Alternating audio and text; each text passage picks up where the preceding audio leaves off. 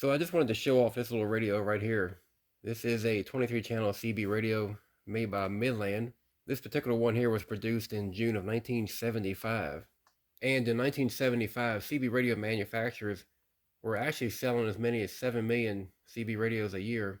And they were also trying out different designs, trying to figure what design would sell the best. And what you see here is one of the designs that Midland came out with.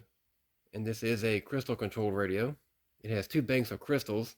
One bank operates around 37 megahertz, and the other bank operates around 10 megahertz.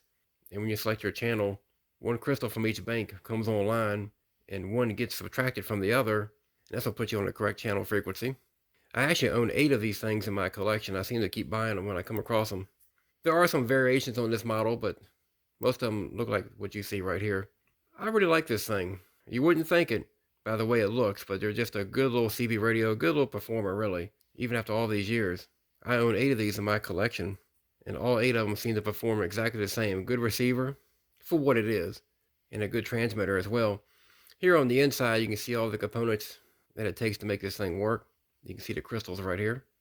But the thing I really like about it, I guess, is the 2 transistor push-pull audio amplifier that you see in this picture here. I really like these things.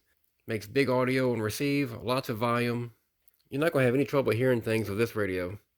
And it actually has a 4-inch speaker built in, which seems to allow for some decent audio, and lots of it. I first got one of these things back years ago when I got started in CB radio, and I found one of these at a indoor flea market for $5.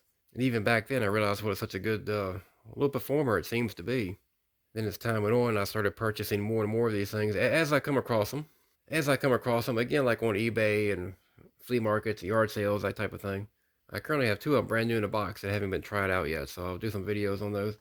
And right here you can see the driver and the final output stage in the transmitter.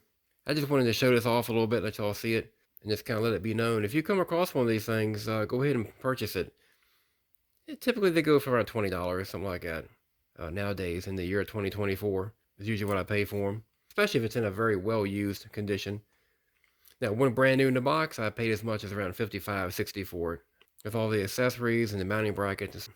But I recommend buying one of these. If you come across one of these and you have an idea that you want to try out an old 23 channel AM only, very much a get back to basics type of radio for a low cost, I'll try to give you about a minute or so here of receiver audio.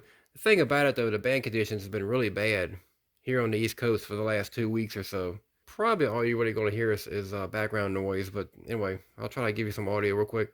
When the band conditions get better, I'll do another video with you, so you get to hear the receiver and how it performs. So until next time.